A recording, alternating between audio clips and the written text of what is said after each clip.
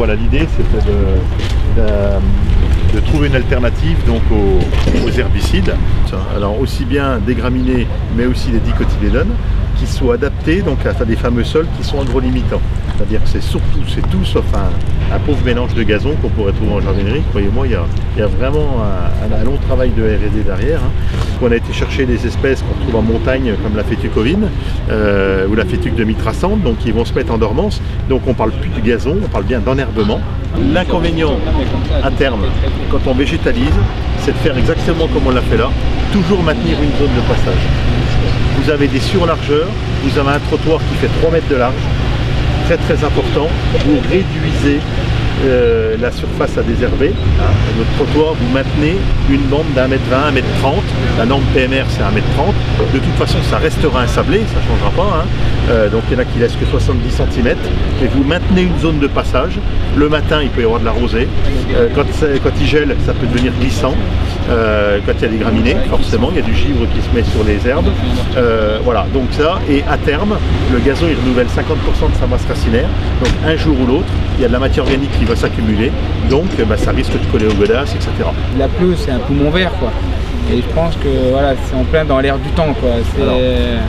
L'enjeu de la végétalisation, le réchauffement, tout ça fait que extrêmement important. C'est-à-dire que sur des rues qui sont végétalisées et des rues qui ne le sont pas, il y a les premières levées qui ont été faites. Dans les premiers épisodes de canicule, il y a 10 degrés d'écart entre une rue qui est végétalisée et une rue qui ne l'est pas. On peut appliquer ça dans les talus avec un gazon encore plus spécifique au talus.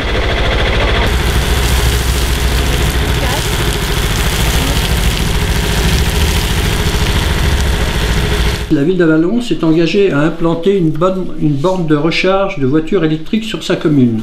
Alors cette borne, elle est située rue du Tour de Magasin, à l'angle de la place Vauban. Pourquoi on a choisi cet emplacement-là? Déjà parce que ça se trouve au centre-ville.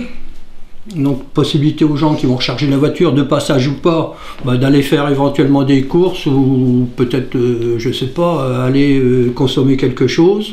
C'était déjà ça. Et puis en plus, on avait le réseau électrique qui convenait parfaitement pour installer la borne. C'est-à-dire qu'on n'a pas de frais pour un réseau nouveau, si vous voulez. Donc c'était intéressant de voir. Cette borne accélérée permettra de recharger une autonomie de 50 km en 30 minutes. Alors comment ça marche? L'accès aux bornes du réseau SD se déroule en 2 étapes. Création d'un compte utilisateur sur le site www.sd.fr.